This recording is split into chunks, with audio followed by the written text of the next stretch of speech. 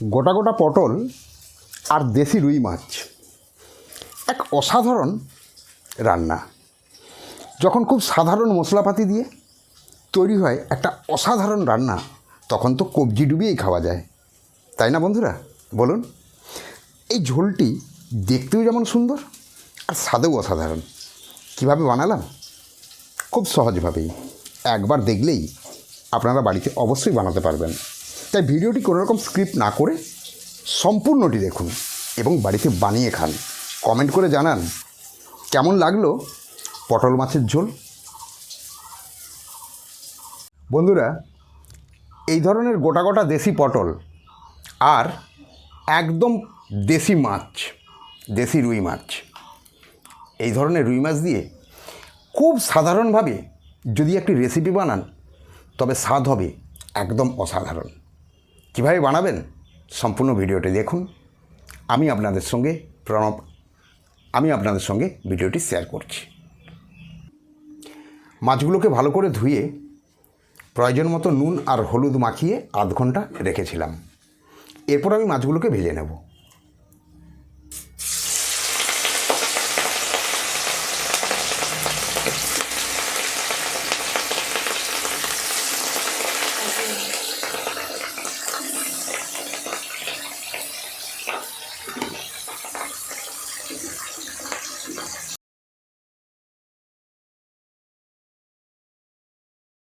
মাছ ভাজা হোক, তার ফাঁকে আমি কিছু মশলা রেডি করে নিই।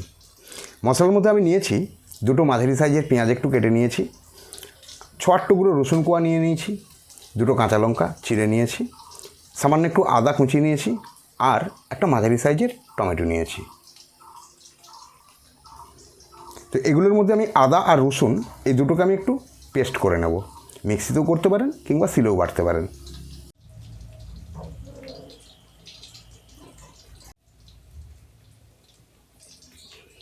মাছ আমার লাল করে ভাজা হয়ে গেছে, এবার আমি এগুলোকে নামিয়ে নিচ্ছি। দেখুন বন্ধুরা, আমি পটলগুলোকে ছিলে নিয়েছি, দিয়ে এইভাবে কেটেছি যাতে খুব ভালোভাবে ভেতরে নুন মশলা এ সমস্ত ঢোকে এবং সিদ্ধ হয় খুব ভালোভাবে। আলুগুলোকে সরু করে কেটে নিয়েছি। এরপর যে মাছ ভাজার যে অবশিষ্ট তেল, আমি সেই তেলের ওপর এই পটলগুলোকে ছেড়ে দিচ্ছি। লাল করে ভেজে নেব পটল আর আলু। তা আমি আগে পটলগুলো ভেজে নেব, তারপর আলুটা ভাজবো।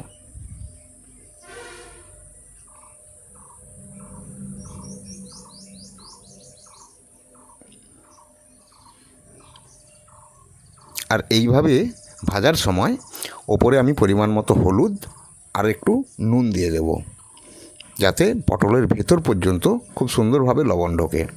আর এইভাবে ভাজলে যে কাটাটা হয়েছে দেখতে অপূর্ব সুন্দর লাগে। পটলকে আমি এইভাবে লাল লাল করে ভেজে নিয়েছি।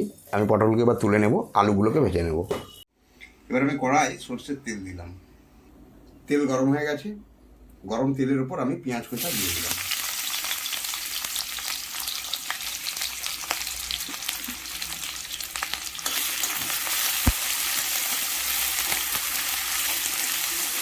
পেঁয়াজটাকে একটু ভেজে নেব।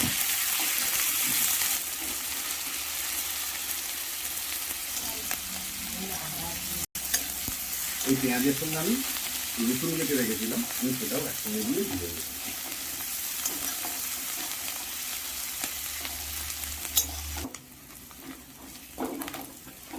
পেঁয়াজ রসুন মোটামুটি ভাজা হয়ে গেছে। আমি এর সঙ্গে একটা তেজপাতাকে ছিঁড়ে দিয়ে দিলাম। এরপর আমি এতে দেব আদা যে বেটে রেখেছিলাম, সে আদা বাটা।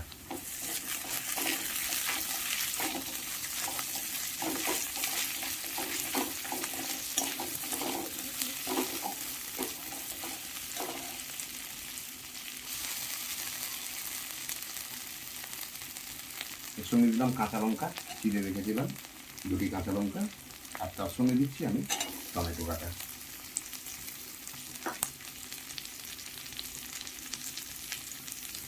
মশলা বাটার জল একটু দিয়ে দিলাম।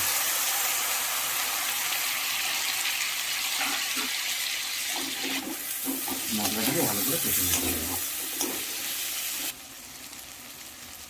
এবার আমি প্রয়োজন মতো লবণ দিলাম, পরিমাণ মতো হলুদ,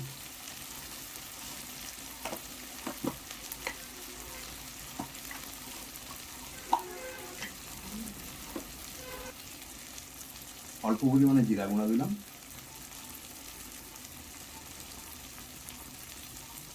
প্রয়োজন মতো লঙ্কা, যে যেরকম ঝাল খান সেই মতো দেবেন।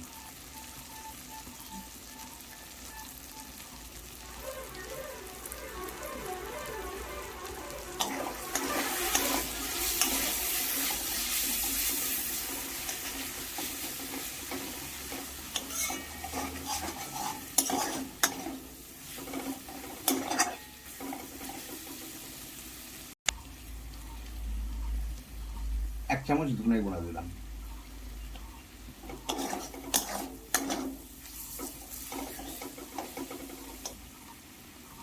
প্রয়োজন মতো অল্প করে জল দিয়ে মশলাটা ভালো করে কষে নিতে হবে।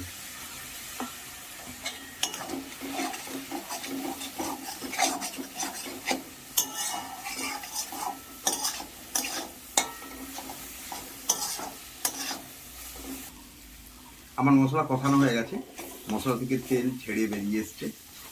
এরপর আমি যেগুলো ভেজে রেখেছিলাম আলু আর পটল, একে একসঙ্গে দিয়ে একটু কষে নেব।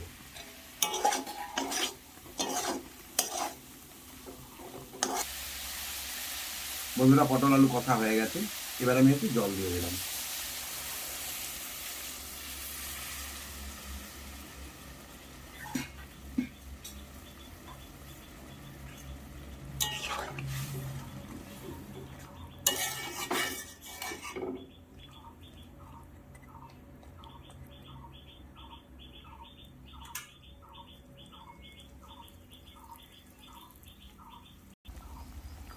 ঝোল 5 মিনিট ফুটে গেছে, এরপর আমি ভাজা মাছগুলো এর ওপর দিয়ে দিলাম।